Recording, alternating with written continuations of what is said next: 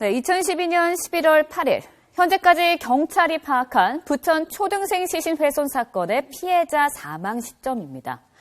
그동안 모르쇠로 일관하던 엄마의 진술을 토대로 밝혀진 건데요. 먼저 오늘 있었던 경찰 브리핑 내용 직접 들어보시겠습니다. 남편으로 전화를 받고 회사에서 조기 퇴근 후 귀가하여 보니 피해자가 사망한 것을 확인하게 되었고, 그 전날 남편이 주거지 안방에서 피해자의 얼굴을 주먹으로 가격하고 엎드리게 한 상태에서 발로 차 머리를 바닥에 부딪히게 하거나 눕혀놓고 발바닥을 때리는 등 2시간에 걸쳐 피해자를 폭행하였다고 진술을 확보하였습니다. 네, 2시간 동안 남편이 아들을 무차별적으로 폭행했다는 아내의 진술이 나오자 남편은 이제서야 아내의 말이 맞다고 시인을 했습니다. 다만 술에 취해서 기억이 나지 않는다고 말했는데요. 또 한 가지 충격적인 건 아들이 숨진 다음 날 부부는 아들의 시신을 훼손하고는 치킨까지 시켜 먹은 겁니다. 자신은 모르는 일이었다는 아내. 하지만 아내의 신용카드로 치킨을 시켜 먹은 사실은 고스란히 남아 있었는데요. 엄마 역시 아들의 시신 훼손과 유기 과정에 가담한 것으로 드러난 겁니다. 지금 함께 이야기 나눠보도록 하겠습니다. 지금 류지연 앵커가 정리를 해드렸습니다만 이게 시간이 갈수록 드러나는 게 뭐냐? 간단해요. 부부들이 거짓말하고 있다는 겁니다. 네, 거짓말하고 있습니다. 최초에 그 욕조에 데려가서 아이가 목욕을 하지 않으려고 한 걸 강제로 목욕을 시키려고 했는데 넘어졌다. 그런데 이제 방치를 했는데 한 달 후에 사망을 했다라고 하는데, 이 부분들이 국립과학수사연구소의 부검 결과로 다 나타났습니다. 그러니까 얼굴에 2, 3cm, 머리와 얼굴에 2, 3cm의 멍, 그 다음에 어떤 약간의 함몰, 그 다음에 변색된 이런 그 상태, 이런 부분이 가학적인 어떤 반복한 상습 구타에 의한 그런 상처다. 이렇게 회신이 됐기 때문에. 근데 여기서 문제가. 내진탕은 아니라는 거죠. 네, 내진탕이라든가 이런 부분은 실질적으로 아니지만 장기 부분이 모두 없어져 버렸기 때문에 그 당시에 병기라든가 아니면은, 봉투에 넣어서 다른 것으로 다 버려버렸기 때문에 사실 정확한 감정이 안 되는 거거든요. 그런데 이제 여기서 우리가 짚고 넘어갈 거는 과연 이 부부들이 정말로 이 진술이 신빙성이 있는가 하는 건 지금 진술에 의존하는 그런 상황이기 때문에, 사실 22살 때 만나서 그 당시 아이를 낳았는데 최초에 엄마 이름으로 호적을 입적을 했거든요. 그리고 이제 일정한 시간이 흐른 뒤에 다시 아버지 이름으로 호적을 정정을 했는데, 이 부분도 우리가 눈여겨봐야 될 부분. 그렇다고 하면 경찰에서 왜 친자 확인 감정을 했을까? 자기 자식이 아닐 확률이 있다? 아니, 그런 부분 때문에 이제 도대체 범죄의 동기가 뭐냐. 예를 들어서 11월 7일 날 이 피의자 부부의 진술에 2012년 11월 7일 날 2시간 동안 안방에서 지금 그 싱크에 나왔지만 엎드려 뻗쳐를 시키고 발로 차고 그 다음에 머리를 방바닥에 찢게 하고, 이런 2시간 동안의 어떤 폭행을 과연 했는데 5살 먹은 딸애가 자고 있고 그 옆에서 엄마는 과연 무엇을 했는지, 이런 부분들이 도대체 현실적으로 친부모의 어떤 그 진술이 과연 신빙성이 있느냐, 이런 부분 때문에 지금 놀라움을 주는 것이죠. 근데 제가 팀장님께 좀 확인을 하고 싶은 게 있어요. 11월 7일 날 네. 애를 그렇게 정말 엄청나게 때려가지고 결국은 사망이 11월 7일 날 이르게 됐다는 거 아닙니까? 11월 7일 날 밤에 2시간 동안 폭력을 행사하고 11월 8일 날 사망을 합니다. 8일 날 사망을 했는데 그게 오전 정도에 사망을 한 거 그렇습니다. 아닙니까? 그리고 근데 치킨은 언제 시켜 먹었어요? 치킨은 죽은 이후에 11월 9일 날 시킨 걸로 지금 조사 결과 나왔습니다. 그러니까 결국은 애 시신이 옆에 있는 상태에서 치킨을 시켜 먹었다. 여기서 한 가지 미스터리가 있습니다, 교수님. 11월 8일 날 새벽에 아이가 지금 이 부부 진술을 이렇게 합니다. 컴퓨터가 있는 책상 앞에 엎드려 있었다. 그런데 엄마는 출근을 합니다. 아빠는 잠을 자고요. 그런데 오후에 연락을 받습니다. 아이가 이상해. 그래서 같이 확인을 해보니까 이미 사망해 있더라.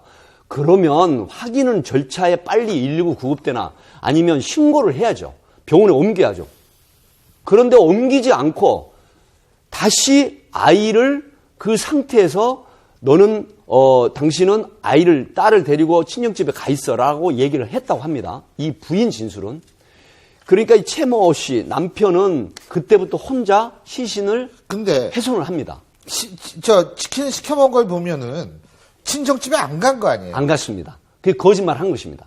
그죠? 그 결과 인근 집에 있는 치킨집에서 어머니 환모 씨의 카드로 치킨을 인근 근데- 치킨집에 시켜 먹습니다. 근데 저는 사실 또 그것도 말도 안 된다고 보는 게 뭐 애가 뭐 책상 이게 11월 초면은 방학도 아니에요. 애들 학교 가야 될 거 아니에요.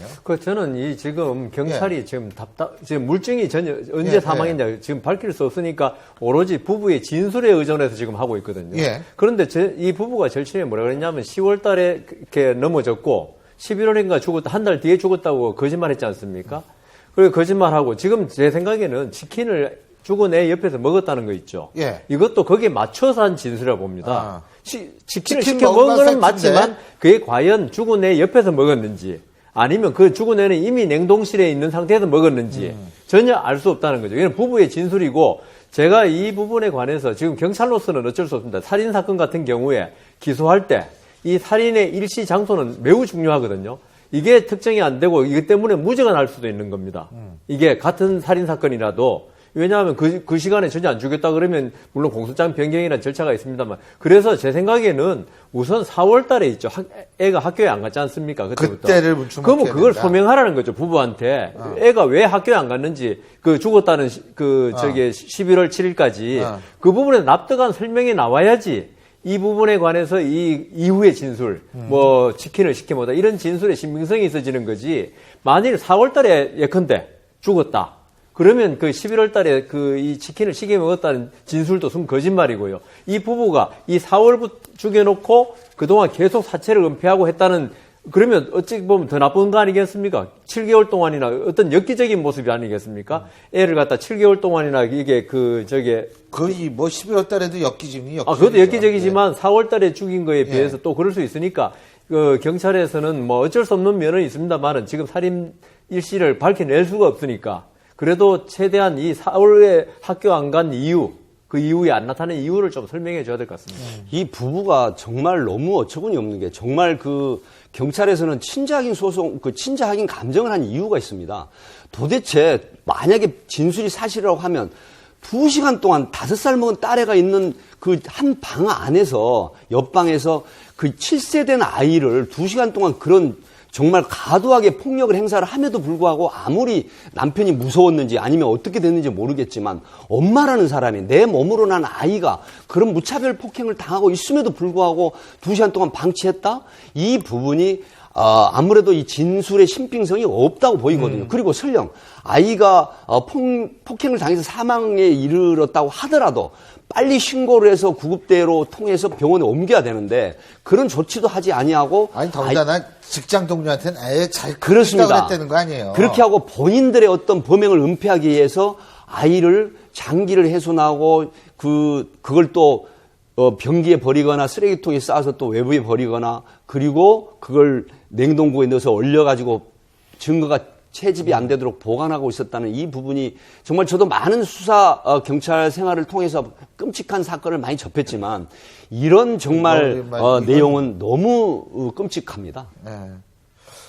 근데 사실은 이 사람이 보면은 아까 전화 기록 잠깐만 나왔습니다만 이게 거의 딴 사람하고 접촉을 안 하면서 한 사람이더라고요. 제가 볼 때 요새 이런 끔찍한 일이 나고 또 범죄가 또 단순한 살인이 아니고 아주 엽기적이지 않습니까? 예. 이게 대체로 제가 볼 때는 될 대로 막 가는 대로 사는 사람 이런 사람들은 보통 자존감이 없습니다. 사람이 보통 자신에 대한 존중감이 있을 때 예. 다른 사람도 존중해 주는 거지 이런 사람들은 게임에 빠져가지고 방에 틀어박혀 지내는 사람 있죠.